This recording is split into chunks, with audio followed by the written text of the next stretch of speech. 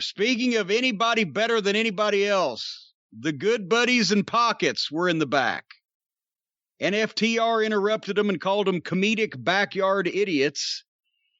And then they had FTR do the flinch, and in Pockets called them weenies. Wrestling for kids by kids, ladies and gentlemen.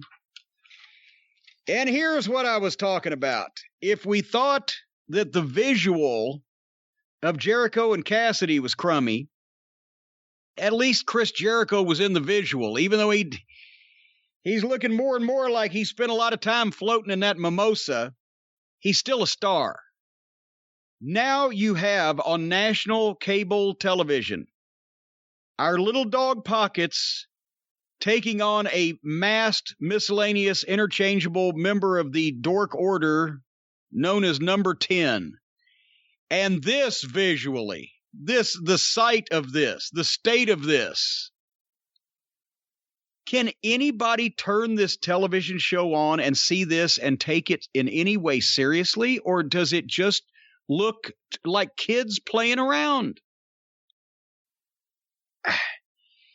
10 took Pockets' sunglasses and gave them to a 5, I guess, another member of the fucking job squad there.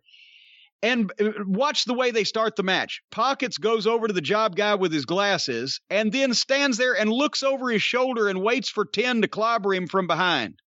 That's how we started the match. And then the second move of the match, the job guy with the mask on grabs Pockets and gives him a head palm shoot off into the ropes.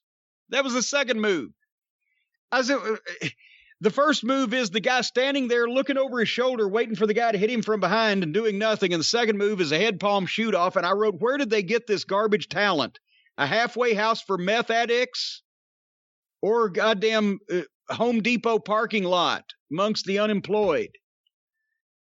Another match for the Make-A-Wish title where civilians are allowed to get in the ring and do wrestling moves.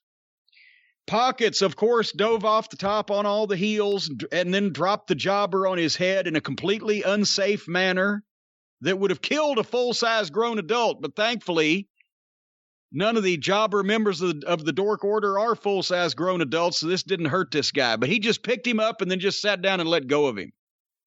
And your thoughts?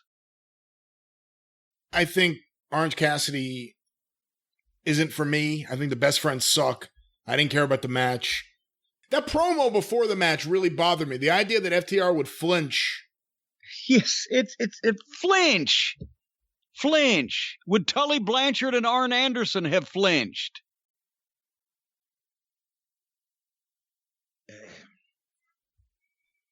But it's children. It's children doing childish things.